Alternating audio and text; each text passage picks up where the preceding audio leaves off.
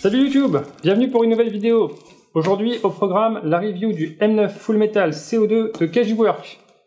C'est un modèle qui m'a été envoyé par Universoft, que je remercie pour cet envoi. Et je vais donc pouvoir vous faire cette petite vidéo. Alors, ce modèle coûte environ 100 €. Il est encore trouvable un peu partout. Il y a 1 million de versions différentes des M9 de chez Cageworks. Celle-là, c'est la version sans rail. Mais elle existe aussi avec rail. Il y en a des versions gaz, des versions CO2, des versions full metal et des versions plastique. Très honnêtement, la gamme de chez Cageworks est hyper large en termes de M9. Donc là, je vous fais la review de ce modèle-là, mais franchement, avec un peu de recherche, si jamais vous voulez un M9, j'en ai eu moi-même un, sachez que il n'y a que l'embarras du choix. Alors le packaging, comme vous pouvez voir, il est assez sobre, assez classique. Ce qui est plutôt sympa, c'est qu'on a encore une fois toutes les informations sur la face avant, c'est-à-dire que c'était du CO2. On a ici quelques informations légales en français. Le design, voilà, hein, c'est une boîte. On sait qu'on a un hop-up ajustable, ça c'est cool. Voilà, on a quelques infos sur les côtés. Là, on n'a rien de spécial, encore quelques infos, voilà. Et derrière, c'est du bon vieux polystyrène. Donc la boîte a vraiment rien d'exceptionnel, mais elle est extrêmement sobre et contient toutes les informations indispensables. Allez, on regarde ce qu'il y a dedans, c'est quand même le plus intéressant.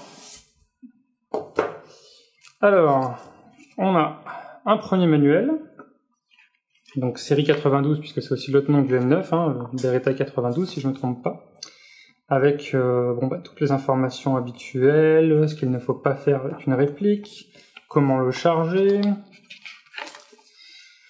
voilà, comment mettre les billes avec l'espèce de petite tétine que vous allez voir qui est horrible. Bon voilà, on a vraiment toutes les informations classiques. Sur ce document-là, rien à propos de l'entretien. On a l'éclaté ici, l'éclaté du chargeur et du pistolet. Et surtout, on a ça. Alors ça, pour ceux qui savent pas, dès que vous avez un problème et que vous savez pas comment s'appelle une pièce, vous pouvez vous référer à ça. C'est assez pratique. Du coup, moi, personnellement, je vais la photocopier et je vais m'en resservir parce qu'à chaque fois, j'hésite sur le nom des pièces. Donc au moins, avec ça, il n'y a plus de problème. Ensuite, on a un petit... c'est quoi? C'est un petit catalogue. Voilà, petit catalogue, plein de publicités qui donnent super envie dans des mises en scène super belles et tout. Voilà. Où je veux acheter tout ça, je veux dépenser mon argent. Donc ça c'est vraiment superflu mais sympa quand même, hein, voilà, ça change un peu. D'habitude il y a un pauvre papier, donc là au moins on a un petit catalogue, c'est cool. On a encore un autre mode d'emploi, décidément ça ne s'arrête pas. Ouais, bon, encore un mode d'emploi qui reprend exactement les mêmes infos que tout à l'heure, et toujours rien sur l'entretien. Bon, c'est dommage, l'entretien sur un GBB c'est quand même le principal. Dans la boîte on a notre inévitable petite boîte de billes, spéciale dédicace à Ding pour ses grenades. Faudrait que je les envoie un de ces jours, parce que moi je m'en sers pas. On a un bébé loader de l'espace, donc c'est ça, une espèce de tétine ou je sais pas quoi. Là. En gros, il faut mettre les billes ici, et après vous mettez le chargeur et vous poussez. Mais c'est tout sauf pratique. Et on a deux clés Allen, une d'1,5 mm pour régler le hop-up et une autre pour le chargeur CO2.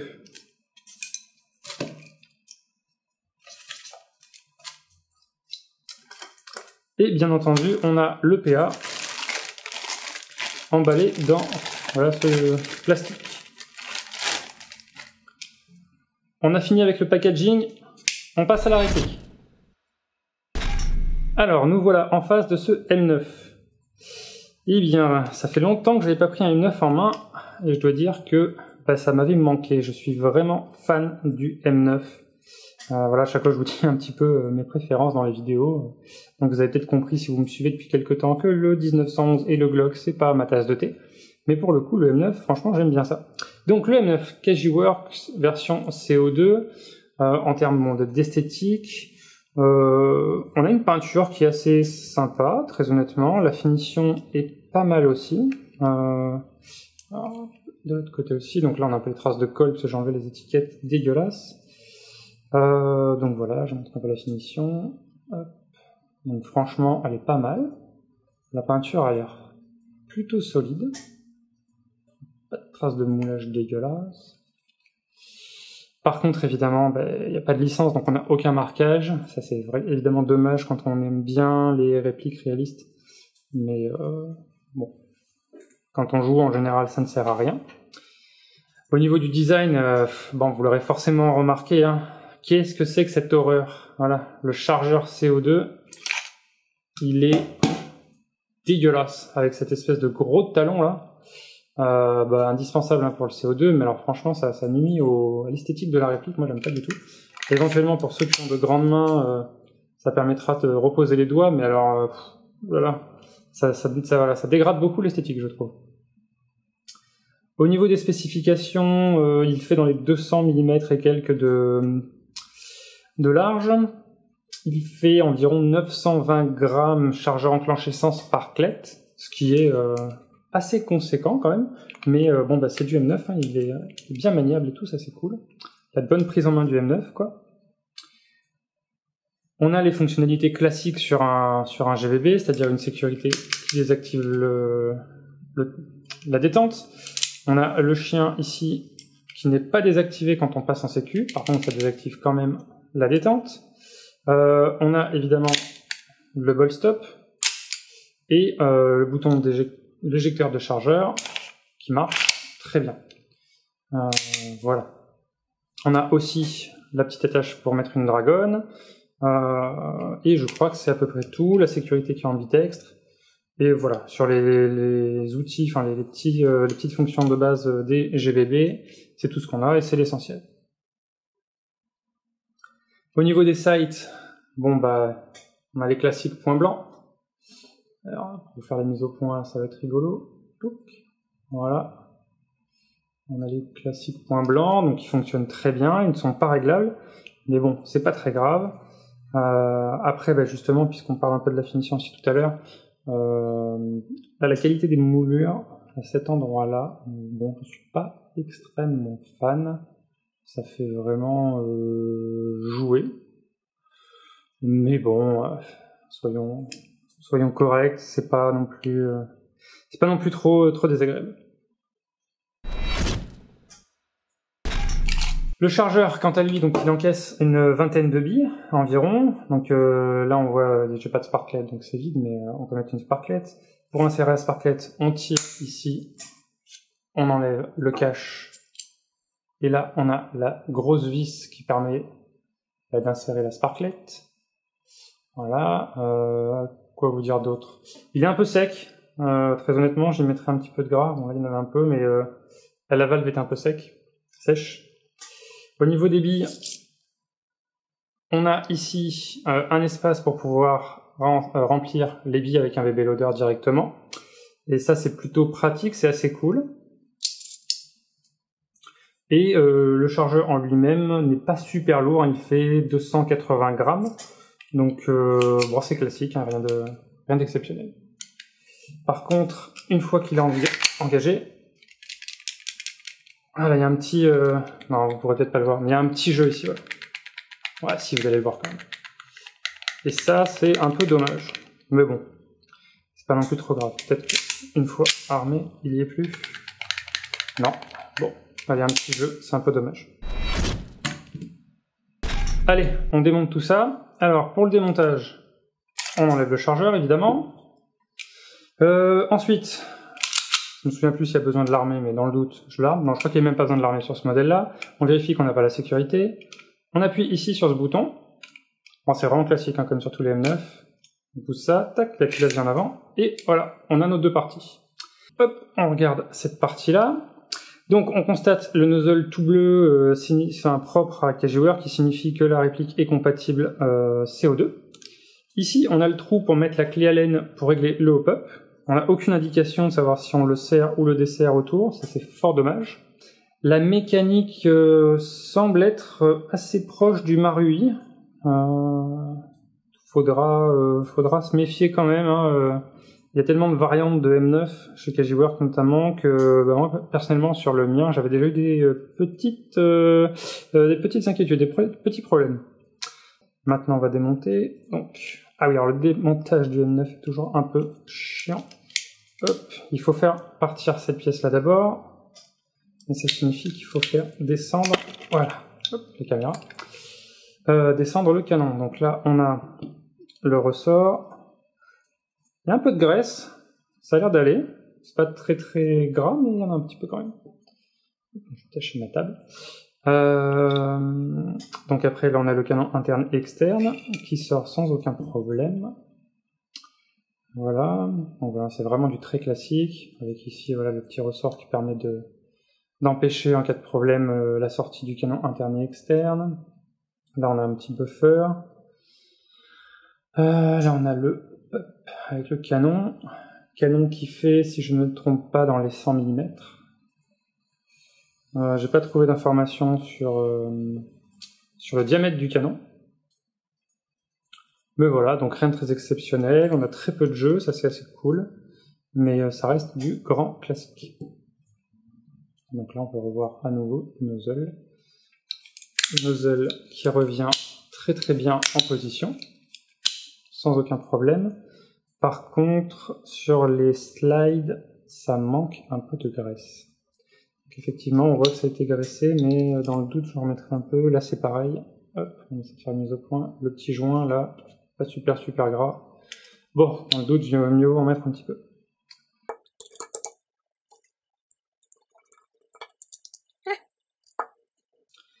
Alors, le lower. Et ben ça va être très rapide, puisque comme beaucoup de lowers de ce genre de modèle, on ne voit rien, et c'est en général pas plus mal. Donc là, on a le système, donc le bolt stop. On peut voir le chien ici. Voilà, avec le mécanisme.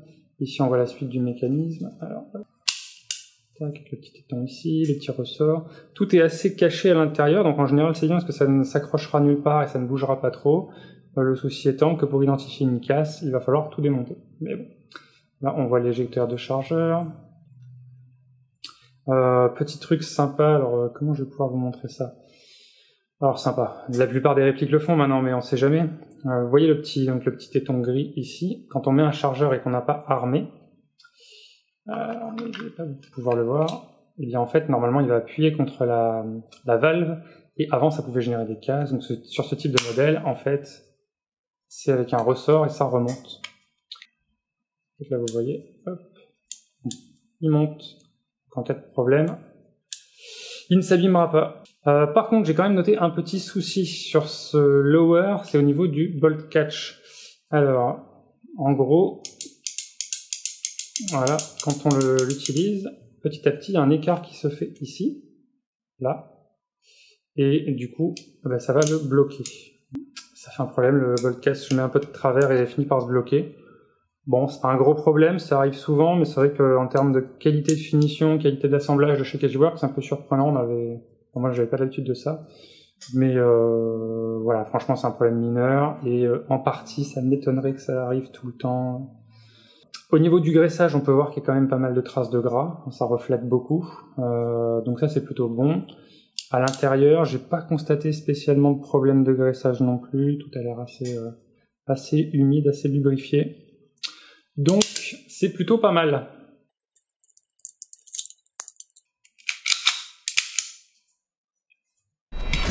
Allez, on passe au test de tir. Alors, qu'est-ce qu'elle donne la gâchette du M9? Eh bien, très franchement, elle est plutôt très agréable. On sent une espèce de mur, donc une zone dure en fond de gâchette qui est du coup assez perceptible et facile à percevoir pour déclencher le tir. Et le trigger reset est extrêmement rapide, ce qui est très agréable. Donc ça permet vraiment une bonne sensation de tir, c'est vraiment sympa. En plus de ça, le kick est phénoménal, il y a un énorme kick avec cette réplique. Donc vraiment sur les sensations de tir, c'est vraiment du tout bon. Allez, c'est parti pour les tests chroniques avec ce M9. La température est d'environ 30 degrés. Comme c'est du CO2, je vais vous montrer la différence entre un début de sparklet, comme maintenant, et une fin de sparklet dans environ 4 chargeurs.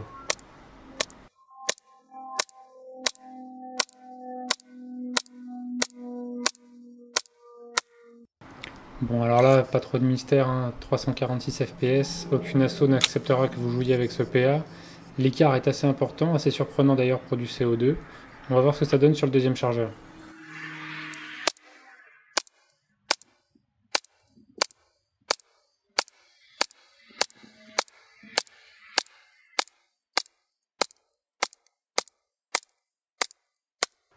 La puissance a déjà bien baissé, même si la moyenne reste élevée, on reste environ à 25 fps d'écart. C'est toujours trop haut pour jouer en assaut. Allez, encore un chargeur.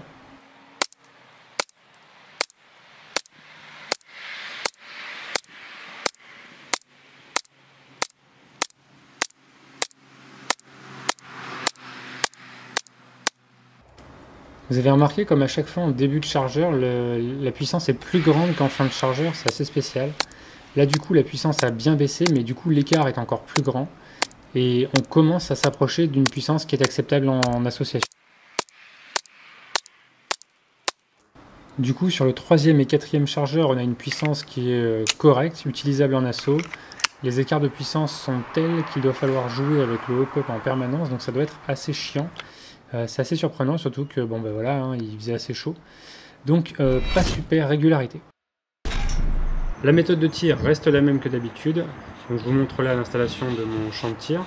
En gros, toujours par souci de transparence, donc je mesure les distances avec un triple décamètre. La cible est une cible à taille humaine qui est censée représenter du coup un vrai joueur d'airsoft entre guillemets. Du coup, si jamais j'arrive à toucher la cible, vous savez que je suis en mesure avec cette réplique de toucher un joueur en partie. Et je fais mes tests en position debout, donc évidemment les performances de la réplique sont influencées par mes propres performances. Donc j'essaye de m'appliquer au mieux pour être un bon tireur.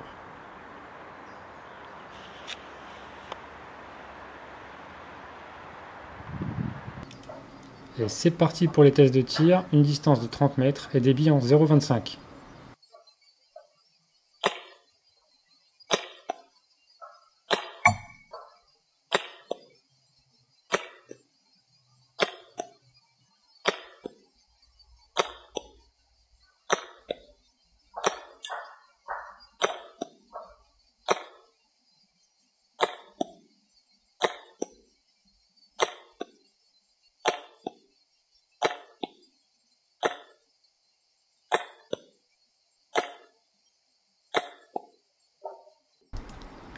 Bon, c'est pas si mal, le groupement est pas génial. Bon, à 30 mètres, hein, il y a très peu de chances que vous ratiez votre cible si vous n'êtes pas un branque. Après, j'ai pas trouvé la trajectoire des billes franchement régulière, hein, peut-être due au CO2 justement. On va voir ce que ça donne dans la phase suivante. Allez, on corse un peu plus la difficulté, on passe à 40 mètres avec de la 0,28. Désolé pour le flou, la mise au point n'a pas eu lieu pendant que je tirais, du coup j'aurais pas une meilleure vue sur le côté gauche.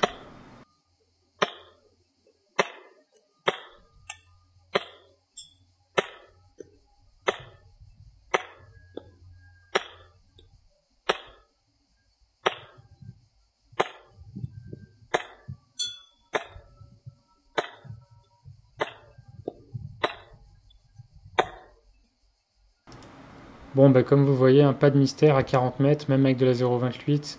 Le groupement est vraiment pas bon, on a une dispersion qui est assez forte entre chaque bille, c'est très difficile du coup de toucher la cible.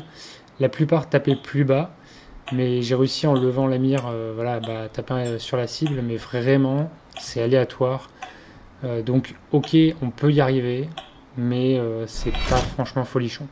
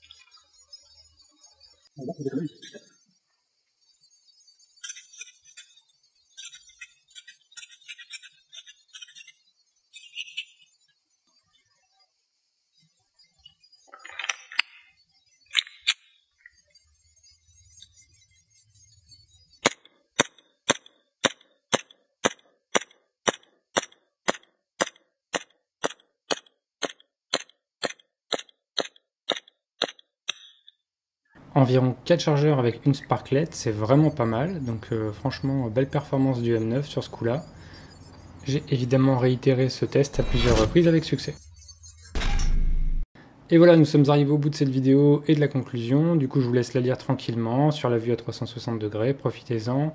En attendant, comme toujours, n'hésitez pas à partager, liker, commenter. Ça fait plaisir, ça fait vivre la chaîne. Et surtout, abonnez-vous. Merci à tous. Ciao!